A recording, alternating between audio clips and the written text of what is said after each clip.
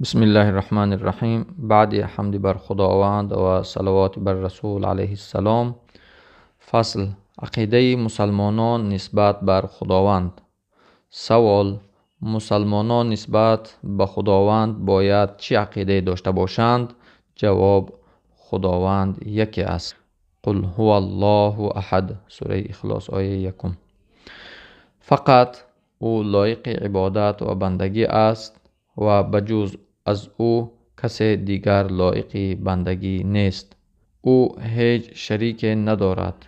او هر سخن را می داند، هیچ چیز از او پوشیده نیست. او توانا و با قدرت است.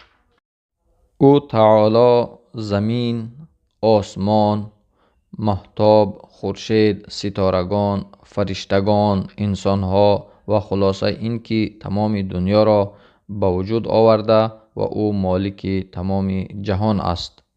اوست که می میراند و زنده می کند، یعنی مرگ و زندگی مخلوقات به حکم او صورت می گیرد. اوست که تمام مخلوقات را روزی می دهد.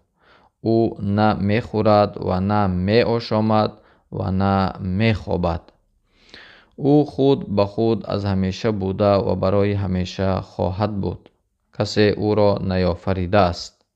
او نه پدر دارد، نه پسر، نه دختر، نه زن و با کسی قومی و خویشی ندارد. او از تمام این امور پاک و مبرا است. همگی محتاج او هستند. او محتاج کسی نیست. او احتیاج به هیچ چیز ندارد.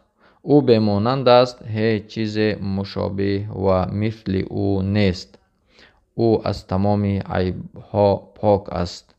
سبحان الله عما یشرکون، سوره حشر آیه 23. لیس کمثله شیء. او فرشتگان را آفریده و بر نظم و تدبیر امور دنیا مقرر کرده است. او برای هدایت بندگان خویش پیامبر فرستاده تا دین حق را بر آنها نشان دهند و آنان را از سخنان زشت و نادرست دور کنند و سخنان خوب را بر آنها بیاموزانند. هو الذی ارسل رسوله بالهدى و دین الحق لیظهره علی الدین کله. اوست آن خدایی که پیامبر خود را همراه با هدایت و دین راستین بفرستاد تا او را بر همه دینها پیروز گرداند.